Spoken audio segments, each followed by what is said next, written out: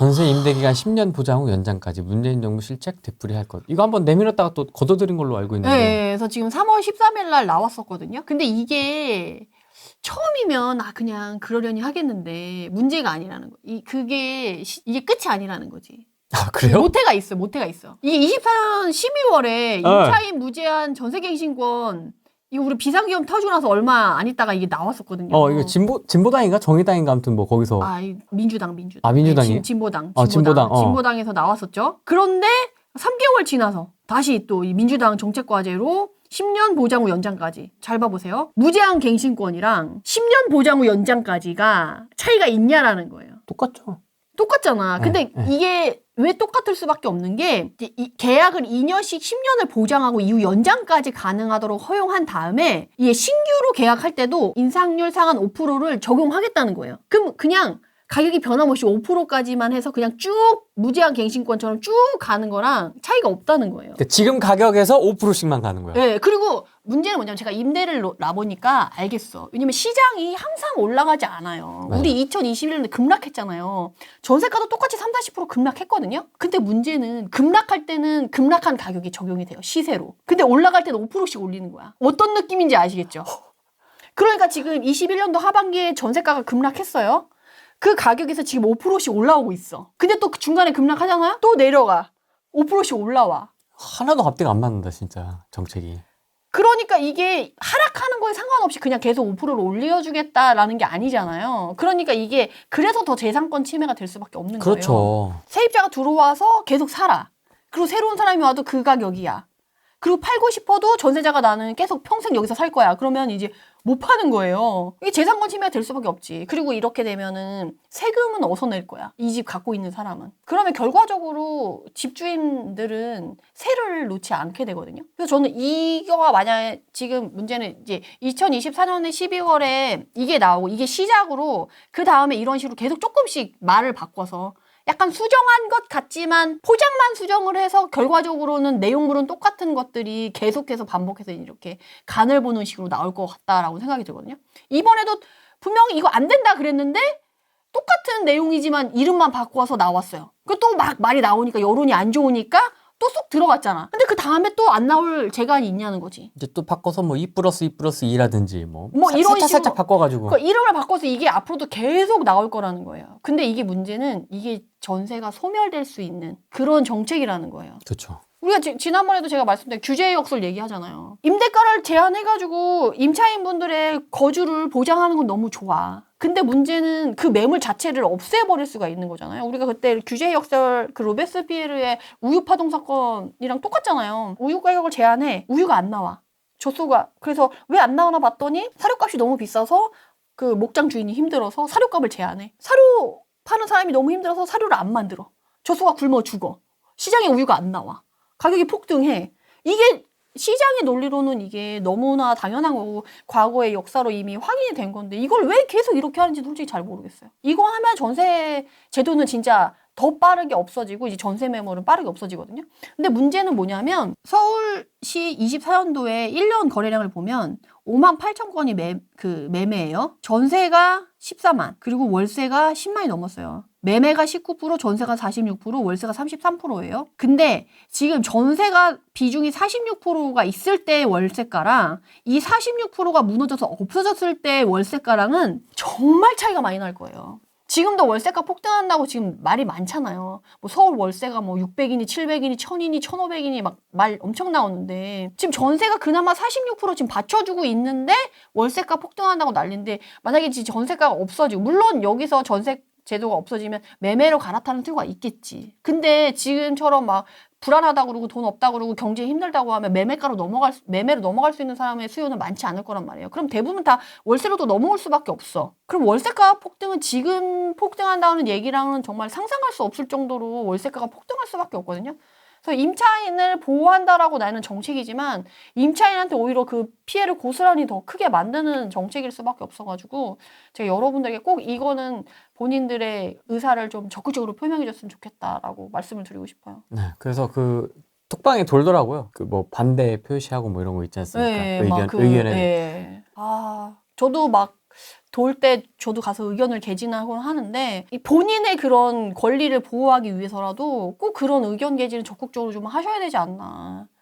이게 규제만 한다고 이게 딱 좋은 게 아니거든요. 그래서 너무 소름 끼쳤어요, 사실은.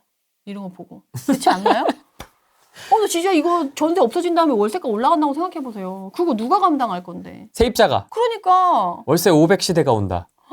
그러면 월급의 반 이상을 주거 비용으로 써야 돼요. 그렇죠. 그럼 생활 퀄리티가 확 떨어져요, 진짜. 그렇죠. 그거 누가 책임질 거야? 서민을 주저앉혀야 사회주의, 나온다? 공산주의 이념을 실행하고 아, 진짜. 내가 위에 올라가서 진짜 너무 무서운 거예요, 진짜. 그걸 볼 때마다 소름이 끼쳐가지고. 대중을 가난하게. 아니 근데 실제로 지금 아직 시작도 안 했는데 월세가가 되게 좀 많이 올랐지 않습니까? 네. 생각보다 많이 올랐거든요. 근데 왜냐면 지금 매매 비중이 많이 줄어서 전월세로 많이 갔고 지금 빌라는 전세 시장이 완전 박살났잖아요. 그러니까 사실은 전세 시장이 더 받쳐줘야지 월세가 그나마 좀 덜 오르는데 아파트 시장만 살아있고 나머지는 오피스텔, 뭐 빌라, 원룸 이런 것들 거의 박살났거든요. 그러니까 지금 월세가 그렇게 올라갈 수밖에 없는 거예요. 자기는 양지마을 재건축할 거면서 시세 차익 누릴 거면서 그거 다 반납할 거냐고. 어쨌든 그거 불로소득이라며 시세 차익. 자기는 그거 다 가져갈 거잖아. 그러니까요. 그러니까 사실은 이게 말로는 서민을 위한다고 하지만 뒤에서는 오히려 이런 부작용이 더 큰데 방배삼익 흑석 다 까 진짜. 박주민 임대차 3법 자기는 보증금 올리고 되게 씁쓸해요. 들을 때마다. 토할 것 같아. 난. 너무 일관성이 있어요. 나는 그런 지금. 이중성이 너무 싫어. 그러니까 뭔가 어떤 정책을 했을 때 잘못할 수도 있고 뭐 이렇게 하는데 뭐 판단할 수 있잖아요. 잘못될 수도 있고 뭐 역효과가 날 수도 있고 이런 거 하는데 뒤에서 막 자꾸 이제 그와 반대되는 행동을 하거나 이율배반적인 모르는 건 아니잖아. 다 자기 알면서도 그렇게 한다는 거잖아. 근데 자기의 표를 위해서 그걸 위해서 그걸로 피해받는 사람들을 알고 있지만 그걸 모른 척하고 그냥 앞에서 그냥 포장을 잘해서 막 이렇게 한다는 거잖아요. 그렇죠. 자기 그 이익을 위해서. 그러니까 저는 이게 사실 뭐 저도 투자자라서 뭐 임대인이니까 뭐 이렇게 얘기를 하는 거지라고 생각하고 말씀하시는 분들이 있다라고 하면은 할 말은 없지만 사실 이게 매물을 공급하는 우리나라 같은 경우는 80~90%가 민간이 공급을 해요. 나라가 돈이 없어서 임대사업 자체를 10% 정도밖에 지금 못하고 있어요, 나라가. 그럼 나라가 80~90%의 임대사업을 하고 있다라고 하고 민간이 10%밖에 못하고 있다면 괜찮아. 그러면 나라가 매물을 공급해 줄 수 있으니까. 그러면 이것 때문에 피해받는 사람이 없을 수가 있고 적을 수가 있어요. 근데 반대로 됐잖아요, 지금은. 근데 이걸 어떻게 책임지겠다는 거야, 도대체. 어쨌든 씁쓸합니다. 그래서 이런 정책이 나왔을 때 여러분들이 본인의 의견을 좀 적극적으로 얘기하셔가지고 피해자가 새로 양산되지 않게끔 해주시는 게 너무 중요한 것 같아요, 시기가. 저는 이렇게 정치에 관심 있고 이런 사람은 아닌데 이게 너무 이후에 올 부작용이랑 후폭풍이 너무 눈에 보이니까 얘기를 안 드릴 수가 없겠다.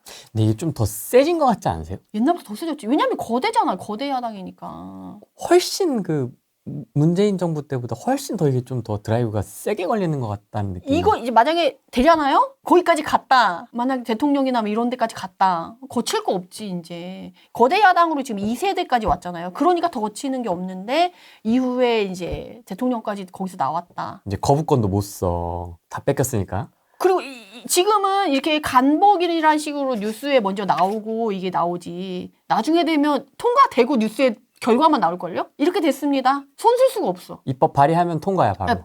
발의와 동시에 통과가 돼서 그 결과만 나오는 거야, 뉴스로. 그럼 국민들이 나중에 뒤늦게 와서 이렇게 좀 약간 뻥지는 그런 상황이 앞으로 좀 자주 있을 수도 있다. 그래서 이런 거에 대해서 불평불만하면 이제 카톡방 뭐 검열, 유튜브 검열, 민주 파출소 막 이러면서 이제 다 신고당하고 막 그러게 그 문재인 정부 재갈 때 물리고.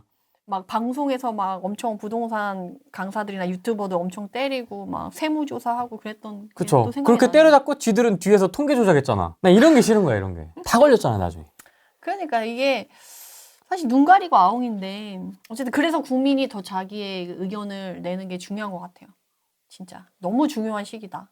본인의 재산을 스스로 지키려면 진짜 정신 바짝 차리고 해야 될 것 같아요. 구속!